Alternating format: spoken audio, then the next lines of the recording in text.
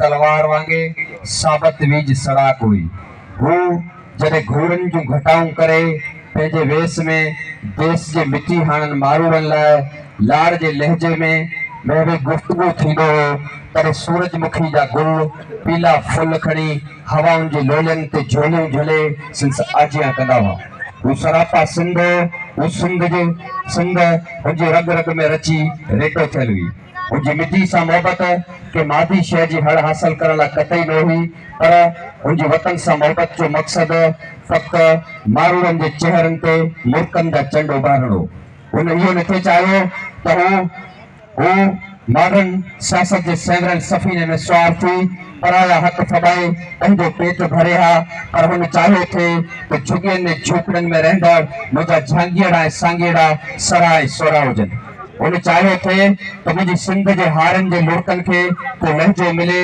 उन चाहियो थे तो को भत्ते खोर भाड़ी मुझी धरती जी बाड़ी भी नीलाम न करे।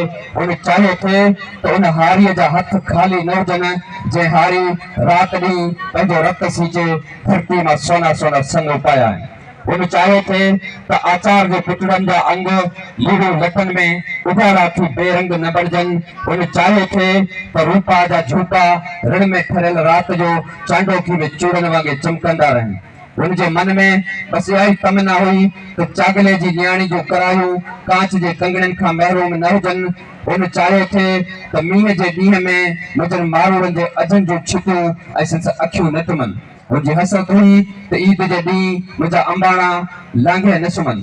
राहोकी जे रहवासी काके इनायत जे अखियुनि जो तारो ही धरती जो राज दुलारो जॾहिं लाड़ पटन जे शामन में बेद मुश्क जे लामन हेठि वेही के कारड़े कोलीअ जे पातड़े ॿारड़े खां हाल पुछंदो हो, तॾहिं नभ जा 9 लख सितारा सरा थी उन ॿार जे अखियुनि जे माणिकनि वांगे मुरकी पवंदा हुआ।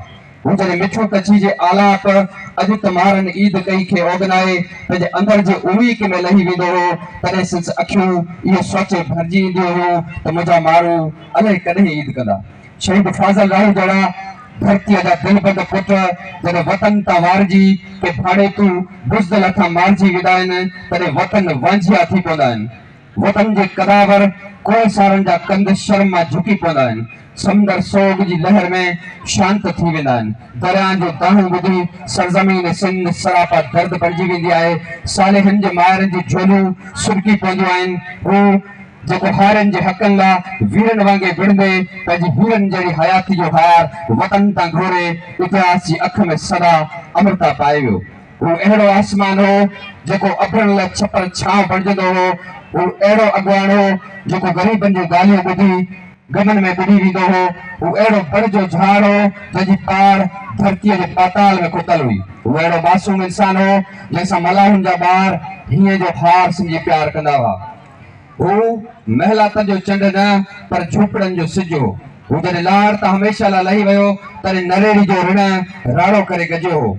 हू अहिड़ो आवाज़ हो जंहिंजे अंदाज़ में धरती चंग जे धुन ते मोर नाच कंदे महसूस थींदी हुई।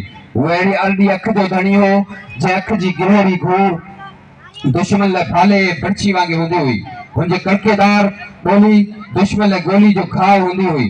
हू हो त लाड़ लाॾा ॻाईंदी हुई। हू हो त सिंध निंदणी की न हुई। हू हो त हमीरे कोली जो हीओ भरियल हो। हू हो त खमीसे मलाह जो ख़ाली खीसो सिस दिलि वांगे दरिया हो।